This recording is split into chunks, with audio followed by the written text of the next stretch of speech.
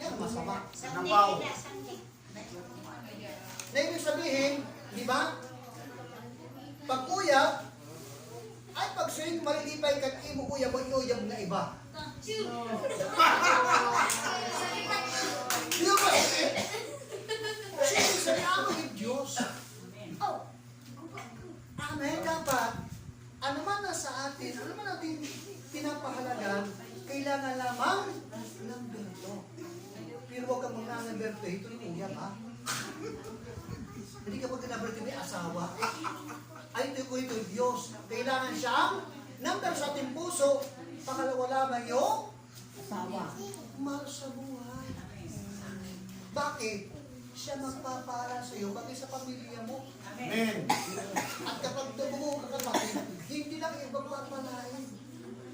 Hindi lang ikaw ang bibilis ng Diyos, pati ang pamilya mo. Sabi sa Biblia, isa man na maglingkod sa akin, pagpapalay niya ang buong Sambayan.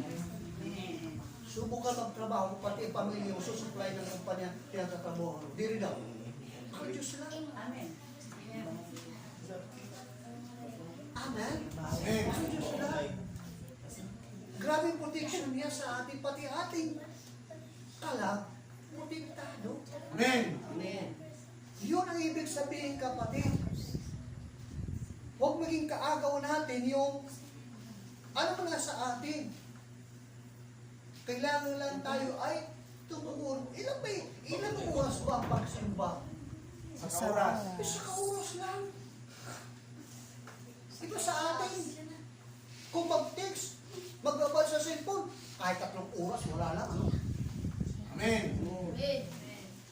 Ang duha ang takawas eh. Takas kita. Sawa nga tayo. Makipag-istorya ka aton sininga mo. Kulot naman. Uy, mamalin ako. Manikay. Gag-ina. Manuluto na ako. Bakit ako, mister? Maginawa kasi nahan ako. Kita mo. Pero pag ino, pasti ang damo. Baga na diri pang ating babarasan. Kore kalabutan na itong aday grasya. Hit nga tanan kinanahit ng Diyos. Amen. Sa mga tao, kapag ang Diyos na patuloy, nandang nalagyan mo nila kasingkasan Diyos, kaya nila sa mga iwan, ang kanilang trabaho, ang kanilang mga anak, ano man na daira, ano mo kapatid, yung talaga ang pinagpapalan lubos ng Diyos. Amen. Bakit? Lahat ng bagay, kontrolado ng Diyos. Amen. Ay, sa inyo, isang mo kayo sa tulad. Grabe ato aktibo pang gawain.